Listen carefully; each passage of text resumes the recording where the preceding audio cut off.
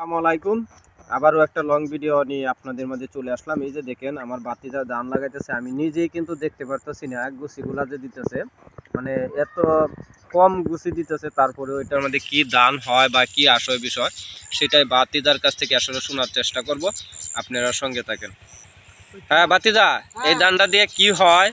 এটা এত পাতলা কেরে? এই ধানটা হীরাটু ধান, মানে এটি এক পরের কুচি, এটি পাতলা লাগাতে হয়। মানে ধান হচ্ছে এটি মোটা ধান, মানে এটি এক পরের কুচি লাগাতে হয় পাতলা করে, বুঝছেন?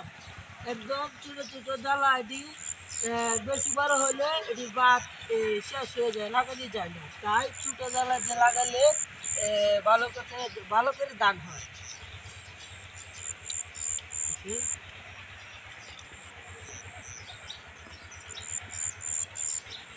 আসলে আমার বাতিদা এই ধানগুলো লাগাইতেছে, আমি চেষ্টা করতেছি আপনাদেরকে দেখানোর জন্য। দেখেন এই যে ধানের গুছাগুলো দিছে, যেটা আমরা বুড়ো ক্ষেত বলি কিন্তু টানের ক্ষেত, মেশিনের মধ্যে লাগাইতেছে। এই যে দেখেন ধানগুলো লাগাইতেছে একবারে পাতলা। আর বিশেষ করে হলো যে গুছিগুলা দিতেছে, গুছিগুলা আমি নিজেই দেখতে পারতেছি না, আপনারা দর্শক তো দেখতেছেন।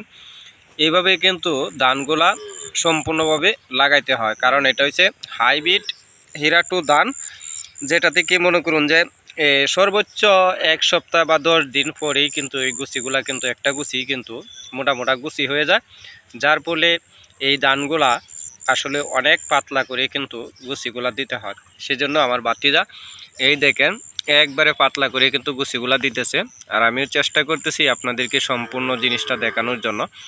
যারা বর্তমান কৃষিকাজ করতেছেন তাদেরকে সেলুট জানাই, কারণ তাদের জন্য কিন্তু আমাদের অন্নগুলা জুটে, যার ফলে আমরা কিন্তু এই যে দেখেন যারা কৃষি কাজ করে তারা সারা বছরে এই কৃষিকাজটা শেষ করে বা ধান যখন ঘরে আসে তখন তাদের মুখে কিন্তু হাসিগুলা ফুটে। এই তখনই কিন্তু কৃষকের মনে একটা আনন্দ লাগে এই ধানগুলা যখন ঘরে নিতে পারে। আশা করি আপনারা যারা আমার সঙ্গে আছেন বা ভিডিওগুলা দেখবেন অবশ্যই ভিডিওটা ছড়িয়ে দিবেন, যাতে আরেকজন ভাই বা সবাই দেখতে পারে। এইভাবে যদি আপনারা ধানগুলো লাগান হীরাটু, তাহলে কিন্তু আসলে প্রচুর পরিমাণ ধান হয়। এটি কিন্তু কাড়া হিসাব করলে আমরা যে অনুমান করি 1 কাড়া জমিনের মধ্যে কিন্তু প্রায় যে মেশিনের জমিন তারপরেও 5 থেকে 6 মণা ধান কিন্তু হীরাটু হয় এই মেশিনের জমিনে। আর বুড়ো জমিনে প্রায় মনে হয় 10 থেকে 12 মণ ধান হয় কাড়াতে, প্রতি কাড়া। যেটা হলো আমাদের এখানে কিন্তু 10% কাড়া, আর ভিন্ন জায়গার মধ্যে কানি হিসাব, কিন্তু কানি আমরা বুঝি না, আমরা শতাংশের হিসাবটাই বুঝি। এই যে দেখেন বাতিজা আসলে এই যে গুছিগুলা দিতেছে, এই সম্পূর্ণ ভিডিওটা আপনাদেরকে দেখানোর জন্য চেষ্টা করলাম। যারা হীরাটু লাগাইবেন অবশ্যই চেষ্টা করবেন একটু পাতলা লাগানোর জন্য।